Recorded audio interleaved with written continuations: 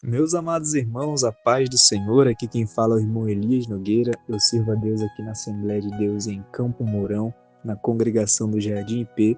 E para mim, mais uma vez, é um privilégio poder trazer para vocês um breve comentário acerca da leitura diária de sábado. Essa semana nós chegamos à última lição do terceiro trimestre de 2025, que tem como tema Assembleia de Jerusalém. A nossa leitura de hoje está na primeira carta de Paulo aos Coríntios, no capítulo 14, versículo 40, e tem como título Tudo com decência e ordem. Diz assim o texto bíblico: mas faça-se tudo decentemente e com ordem. Meus amados irmãos, o tema que nós estudaremos esse domingo, ele é fruto diretamente da expansão missionária iniciada pela igreja nos capítulos anteriores. A igreja, que havia começado apenas com um grupo de 120 discípulos reunidos num cenáculo, se expandiu por Jerusalém, Judéia, Samaria e alcançou até mesmo os confins da terra, onde nós vemos os gentios sendo alcançados pelo evangelho.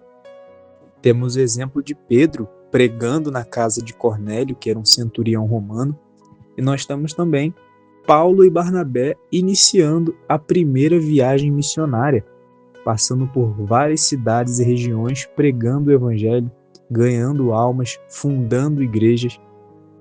E diante desse cenário de crescimento, a igreja estava abraçando diversas outras pessoas de nacionalidades diferentes, de culturas diferentes.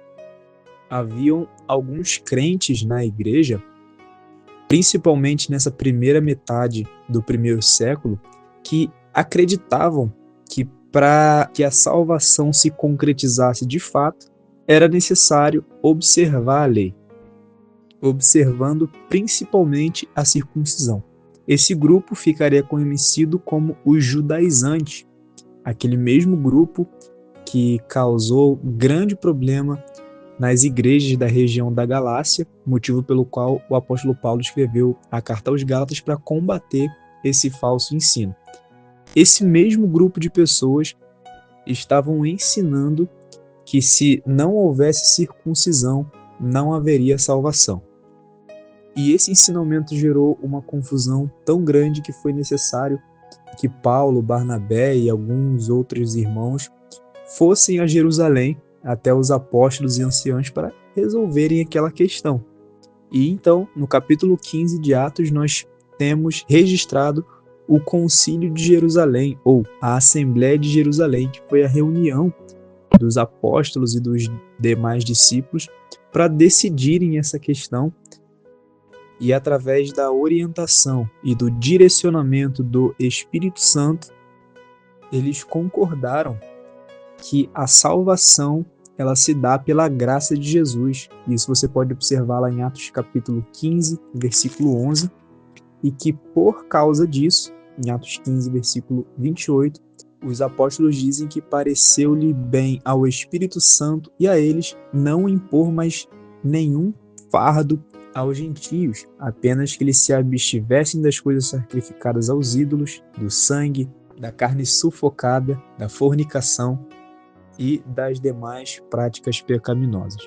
O texto que lemos aqui para abrir essa meditação, mas faça-se tudo decentemente e com ordem, dá ênfase, assim como no texto de Atos 15, da importância da organização da igreja.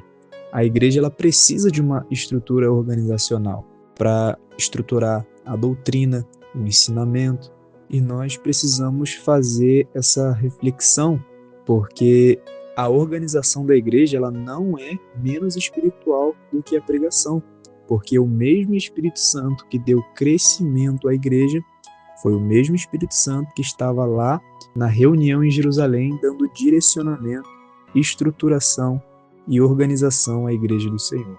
Que você tenha uma excelente aula no próximo domingo e convido todos vocês a participarem conosco do próximo trimestre. Deus abençoe.